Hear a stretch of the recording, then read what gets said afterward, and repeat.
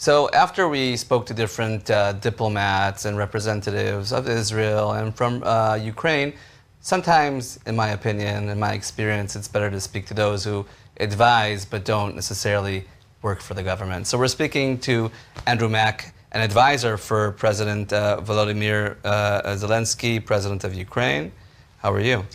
Thank you very much for having me, and thank you again for your continued interest in Ukraine. I know the support from the people of Israel for Ukraine has been great, and I can tell you on October 7th it was reciprocated, and there were probably as many Israeli flags in Kyiv as in any other city. Wow, it's amazing. I think probably because Israel was in such chaos back then, we weren't even able to see that piece of news, you know what I'm saying? It was everywhere, and yeah. you know, I happened to be in Europe at that time, and you know, it was everywhere, and it just was homegrown. It was organic. It wasn't from any government edict or any. Right, because the government was busy. But there were a lot of Israeli flags, even though missiles were falling in Kyiv. There were a lot of people put up Israeli flags. Right. So you're based here in D.C. I live in Washington, correct? So as an insider, both here but also in other places. So, you know, the American election, Donald J. Trump is now working on establishing his government. There's a transition team. As the days go by, we hear about more and more names. And, you know, there's a sense of, you know, in his party, there are those that are more kind of to the separatist element of, you know, America first, cutting off aid to foreign, you know, international countries that the U.S. supports, and those who are actually, you know, who are more, I think, old school Republicans who support what has been going on up until now.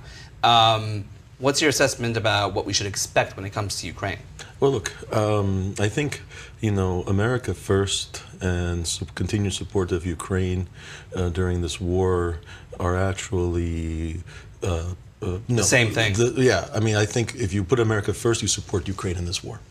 Whether you're a rhino or not, or whether you're an old school Republican or a new Republican, I don't think anybody in MAGA world, in the the Trump team, wants Russia to win. Nobody, right? So then the question is, how do we help Ukraine win, right? And what does that look like? And I think that was where the debate is right now in the Trump team. I know President Trump is personally very committed to helping Ukraine end this war on terms that Ukraine can have a lasting and sustainable peace. And right now they're putting the team together. I think there's a lively debate within the team, and I think we'll know more in the coming weeks as to, you know, what the concrete policy will be. But I can probably also according to who is put in what you know, role, that will also have some sort of an understanding. And who will take the lead on Ukraine? I mean, you know, you can have a formal title, but you may not take the lead on Ukraine. That 100%. I think we'll understand probably in December, is my guess.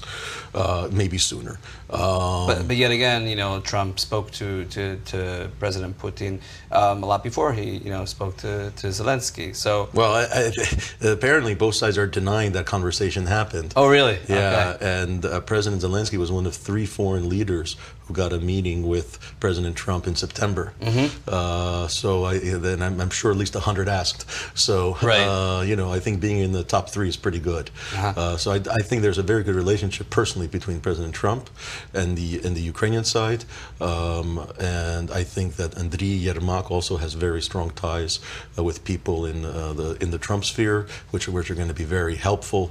President Trump remembers during impeachment, despite so much pressure to throw Trump and his team under the bus, neither the president nor Andriy Yermak did that. Quite the opposite. They held firm. They didn't want to become a part of it.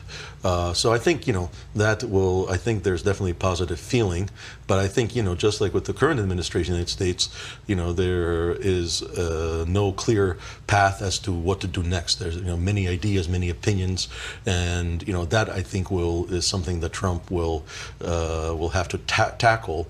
At the same time, the President Trump's call for diplomacy.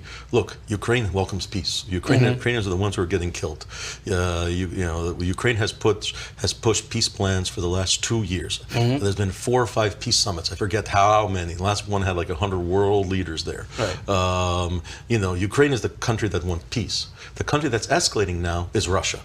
Russia. Well, not only now, it's for the past 2 years. But now I mean in the last, let's say, 6 months. Yeah. But definitely in the last 3 years. Russia is the aggressor. But even now, if the Russians are serious about sitting down when President Trump takes office, you would think they would start de-escalating now. Quite the opposite is happening, based on what I'm seeing, right? Yeah. So to continue this question, do you see a difference when it comes to foreign policy and and investment and security between Ukraine and Israel when it comes to the current and also the next administration? Well, look, Israel has had a special relationship with the United States now for as long as I've been here on this planet, and probably goes back into the late 60s, early 70s from the Yom Kippur War on. And Ukraine has only built that special relationship in the last 3 years. And I think there's a huge amount of bipartisan support for both Ukraine and Israel. But obviously, Israel has a much deeper tie to both parties and to the establishment than Ukraine has. Right. But really, it's just 3 years old. You feel like that? Well, the special relationship, 4 years since the war started, right? But before, I'm saying, it was a very good relationship. No, but the acknowledgement of the fact that Ukraine is a country under threat and that it supports democratic values. The United States has supported Ukraine since Ukraine declared independence in '91. But the type of support, but not the military support that we're seeing now and that we're seeing with Israel for decades. Israel has a special place in American politics, in the American mentality. Ukraine is now only building that place. One person I spoke to in the Republican Party was saying, whether this is right or not, saying that the difference is, you mentioned one difference, is the sense that theoretically, let's say, that in Israel there's a sense that Israel is winning, okay, whether that's true or not. And Ukraine, not necessarily, even though also depending on the time with Ukraine, there were times where people were like amazed at the capabilities of the Ukrainian army. So do you agree with that assessment? No, because look, you have to understand, when the Ukraine war started, the people smarter than you and me in Washington said Ukraine will last 3 days. Some said, well, maybe a week. The outliers I remember said reporting on this, and I remember people speaking about the equipment of the Ukrainian war, the Ukrainian army, and even in 2014 when things started heating up, people were talking about. I remember being in Ukraine. People were saying, "Oh, there's meat in the freezers from like the '60s or something." I don't know, in the Ukrainian army. But since then, there was a major step up. Ukraine's done the world, and I do think that the president has, takes a lot of the credit for that. Mobilizing society, himself taking great personal risk, not fleeing despite being told by every world leader he should flee.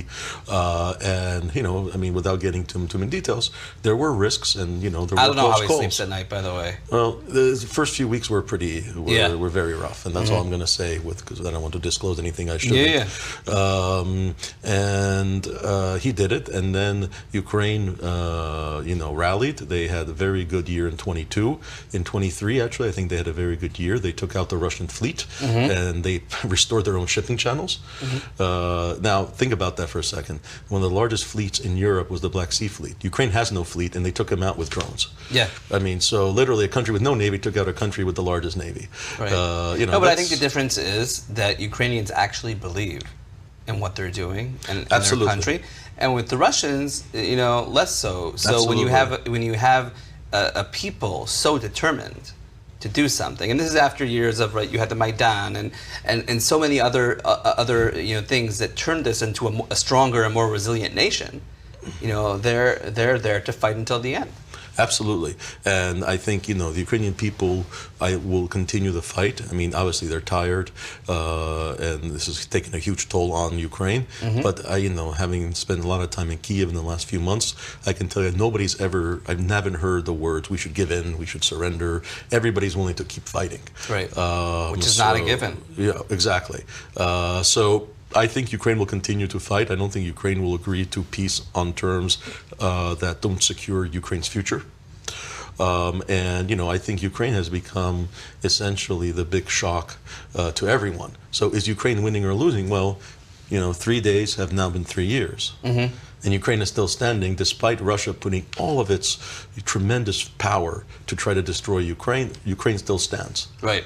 And stand strong also, and let's be honest, the Ukrainians a couple nights ago took also bombed Moscow. Yeah. Who thought that was possible, right? Nobody. Yeah. So Ukraine, with its limited resources, and definitely not a few years later. Exactly. With its limited resources, has done the unthinkable, and I think will continue to do it. But I think now, with the right amount of support from the West, Ukraine could actually achieve a just and sustainable peace, which is what everybody in Ukraine wants. So when President Putin speaks about peace, what does he mean? Like, what's capitulation? I mean, he means agree to peace on my terms. Okay. It's like when Hitler spoke to Czechoslovakia about the Sudetenland. And then 6 months later went to Prague and said, "Okay, I want it all. Sign here." Right. Peace, yes, it's peace because there's no more war. Is it land? Is it part of the land? Is it? I think it's a combination of land. It's a combination. He wants more land that he controls. He's been open about that. He's annexed more territory than he controls. I think he wants to dictate Ukraine's foreign policy, and he wants to have a veto on domestic matters. And of course, he doesn't want the current government to stay in power. So he basically wants to have de facto control of Ukraine. Right. So far, that's been his agenda. Right. So President Trump speaks about, ending the wars. Right. That's been something he repeated many times in his speeches. How do you kind of explain? What's the subtext there? I think President Trump thinks that he's a much stronger leader than the current president. And I'm not taking any sides in that. I'm just saying that that's the perception. And generally, the global perception supports that President Trump is a very strong leader, and he's not somebody that you, quote unquote, mess with. You want to be on his good side. And President Trump thinks because, he won't play around, and Putin knows that he won't if he needs to. Look what he did, for example, to Iran, and Putin understands that he's capable of doing that to them as well. And because of that, President Trump believes he can force Putin to agree to a much more reasonable peace. Yeah. Whether that happens or not, we'll have to wait and see. I think for the sake of Ukraine, everybody hopes that President Trump could push Putin to stop attacking Ukraine. Whether it happens, we'll pray that it does. Yeah, we definitely will pray. So I'm curious, how the Ukrainian American community reacted to the results of this election. It was very surprising because it's a demographic I don't remember seeing in surveys and polls. I could tell you about the Muslim vote. I could tell you about the Jewish vote. I don't know about the Ukrainian American vote. The Ukrainian American vote probably followed the Jewish vote in some ways in key states. So the Ukrainian American vote is overall not as important because I think it's only over 1 million people, but they're concentrated in Pennsylvania and Michigan. That's a big deal. Which made them very important. Okay. And just anecdotally now, I've not done a survey and I haven't seen polls. I would think that the population was split, with slightly favoring Trump. So that's not like the Jewish vote. The Jewish vote was a majority for Kamala Harris. Right, but strengthening but support with a huge, for Trump. Okay, fair enough. But I guess what I meant was that traditionally the Jewish vote votes more Democratic than the Ukrainian vote, and this time the Jewish vote voted much more for Trump than it normally would. Even though Jewish American former Soviet Union, Russian speakers would say, usually vote for Republicans. Yeah, exactly, and for Trump especially. Yeah. So I think the Ukrainian vote was split, but I think what's interesting is that, if this was I'll be honest, if it was a more traditional Republican candidate, like a Mitt Romney, it would have been even more to the Republican side. Right. An old school still, Republican. there's especially Western Pennsylvania, all my friends in Western Pennsylvania voted for Trump. Everyone, almost without exception. Well, maybe one or two, but they all voted. In Eastern Pennsylvania, they tended to vote more for Harris. Right. So again, on the Ukrainian side. So who knows, right? But overall, there is a feeling among many in the Ukrainian community here that Trump will do better than the status quo. So regardless of the fact that Ukraine has a very outwardly Jewish president, the American Jewish community has been overwhelmingly supportive of Ukraine, Yes. Of the Jewish communities, but not only of the Jewish communities, whether at lobbying, etc. How is that received, by you, by for Ukraine? me personally, I mean, the Jewish community and the pro-Israeli lobby support from those groups has been tremendously important and valuable, especially on the Republican side. But overall, it's an emotional reaction. It's organic. Nobody obviously orchestrated it. I think, It's interesting. It's specific more on the Republican side. I think because quite honestly, we had the Democrats we had to do more work on the Republican side. Okay. Right. Because the Democrats were already, I think, supportive, probably. Democrats were much more likely to. I mean, initially everybody was supportive, and then some on the fringes. And most Jewish organizations are on the Democratic side. Right, and some on the fringes of the MAGA movement were against Ukraine within the first 6 months, but they stayed on the fringes for the most part. I mean, even if you saw the vote for the supplemental, we had over 2/3. We had the majority of Republicans in the House voting with us. So it's not at all, even despite all the huge pressure, it wasn't, I think we still had that huge support, at least as of April. But the Jewish community, I think it was emotional. I think they remember the stories from their grandparents, great-grandparents about how terrible the war was, the Holocaust, and they were reliving it, by looking at Ukraine. And also how terrible the Soviet Union was. Soviets were probably only second to Hitler in their atrocities. 100%. And historically, the Russian Empire has been anti-Semitic, anti-Jewish. I still think it is, personally. I mean, despite what rhetoric you hear, but I think we had a group of Jewish or Israelis, I should say. I don't know if they were even all Jewish, landing in Russia right after October 7th, and there was a pogrom almost. I mean, that would never happen in Ukraine. I forget where, somewhere in southern Russia. So, I think that's there. I think it's under the surface. I think it's still beneath the surface. It's not coming out as much as it did in the past, but it's definitely there. And historically, the Russian Empire, they're the ones that started the pogroms. I mean, they created it. The Tsar created it, basically. So that word comes from Russia. So I think, whereas you have a modern European state with democratic values who, despite being labeled by Russia as anti-Semitic, with the 70% margin elected their first Jewish president, I mean, it's obviously a much better model for people than the Russian model. Right? So finally, are you at all disturbed or dealing with the fringes, as you mentioned, people like Tucker Carlson, etc., who have shown very, big support for Russia, when going and interviewing President Putin? There are those, on the fringes, as you said, but close to the president, who are very pro-Russian. Yeah, look, I mean, I don't know Tucker personally. I mean, I've never had a discussion with him about this. I don't understand it. I mean, I think it's one thing to say, you don't want the U.S. to be stretched, and okay, fair enough. To be pro-Russia, I mean, I'm like what? But to be fair, based on just my, very cursory reading of what he's been saying, he's been a lot less pro-Russia since his trip to Russia. I think he understands what's going on now better. But I don't understand where that's coming from, and his anti-Ukraine positions. I don't. So this isn't something that you're kind of. I mean, they were working to change. Well, I don't know. I mean, literally, it's him and maybe one or two more people, and I don't know where it's coming from. I really don't. I don't understand it. The idea that you can, appease a dictator. I mean, he also said Churchill started the war. There was a segment a few weeks ago. Churchill should be blamed for World War II. Chamberlain was the good guy.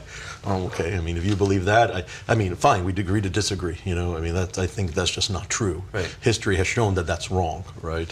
Appeasing but are dictators you worried never about works. this, or you think Of course. it's just like no? I mean, of course, I'm worried because, people on the MAGA side, they listen to him to some extent, and I know he has access to President Trump, but I think President Trump himself is very smart, and I think he has a deep understanding of what's going on, and he has many other advisors who balance that out. And ultimately, when everybody tells me, oh, somebody is deciding this, somebody's advising Trump on this, somebody's advising Trump on that, I know one thing, that President Trump makes his own decisions and nobody else can influence him but himself.